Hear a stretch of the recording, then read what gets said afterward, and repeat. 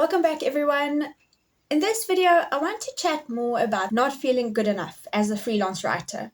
But even if you are just a freelancer in any other industry, I've been a freelancer now for a few years, and this feeling has always cropped up, especially when there's been moments of rejection or when I didn't get a gig that I really wanted, or when things are going slower than usual.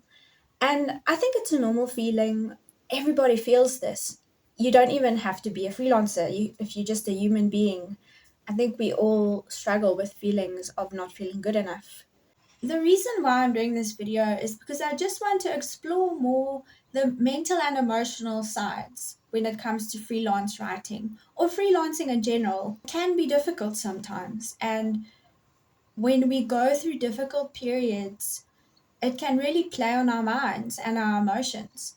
It's easy to get discouraged when work doesn't come in on a regular basis. It's easy to get discouraged when we have moments where we've made mistakes or failed, or it's just not working the way we want it to.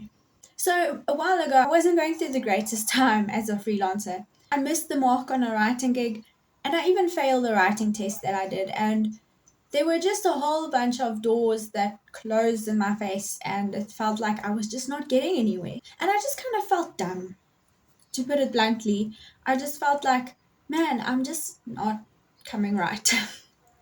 But I think also what happened is going through a low point like that, any sort of feedback that I would receive that felt negative in a way, it all felt tied to my survival. But I ultimately learned from those experiences, and a key lesson that I learned from them was that I'm the only one that can choose to think more positively. Nobody's going to help me think more positively about these experiences.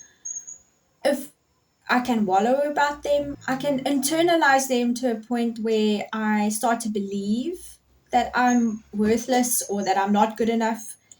But I can also choose to see the lesson in them. I can choose to see where they are showing me to level up or to improve in my skills. And it's up to me how I am going to engage with them. So disappointment will happen, discouragement will happen, and it's always going to be there.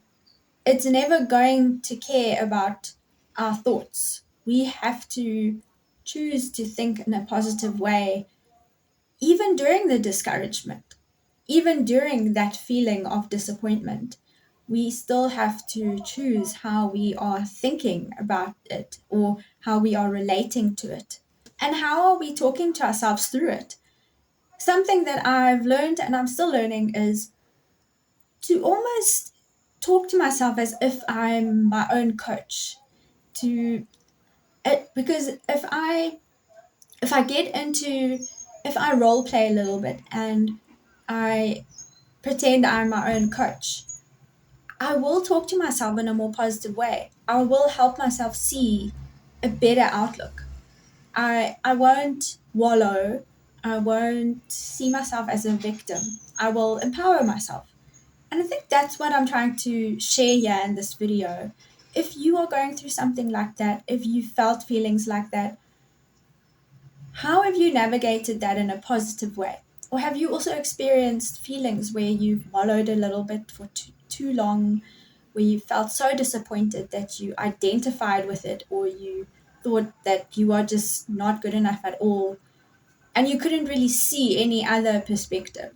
Sometimes we get this tunnel vision when we are in a bit of a low point, and it's how we get ourselves through that that matters.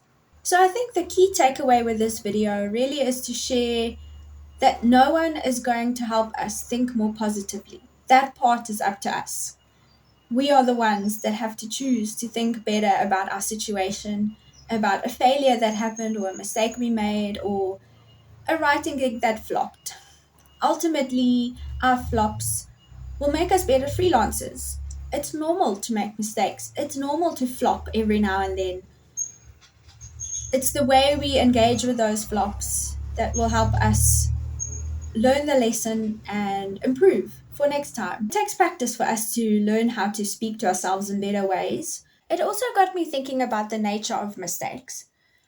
Often, when we made a mistake, it can be easy to see that mistake as being the bad guy or being something that is against us. But after we've gone through the process of feeling our emotions, the mistakes are there as messengers. They show us where we need to learn, where we need to upskill, up level, and ultimately they're not out to get us or they're not out to harm us. They show us where we can improve. And when mistakes happen, it really sucks. In the moment when we make a mistake, we don't really say, "Oh, that's awesome, I made a mistake." We kind of feel bad about it. But after processing our emotions, we can see that mistakes aren't the bad guys. They're not out to get us. They are there as helpful messengers to show us. And if we choose to see them that way, we'll learn the lesson faster and we can move on from it faster. So these are just ideas that I've been exploring and just lessons that I've learned from my experiences that have ultimately just helped me become a better freelancer and just a better person. I think it's a skill to learn to have a positive outlook, a positive perspective. What's the story that we are telling ourselves? And applying that in your work as a freelancer or just generally in your life. So I would love to hear from you. Is this something that you've also struggled with in your life? Have you also felt not good enough as a freelancer? And how have you navigated those difficult feelings? How have you navigated your perspective after you've made a mistake or you've had a failure or a disappointment? But as always, thank you for watching this, and I will see you in the next video.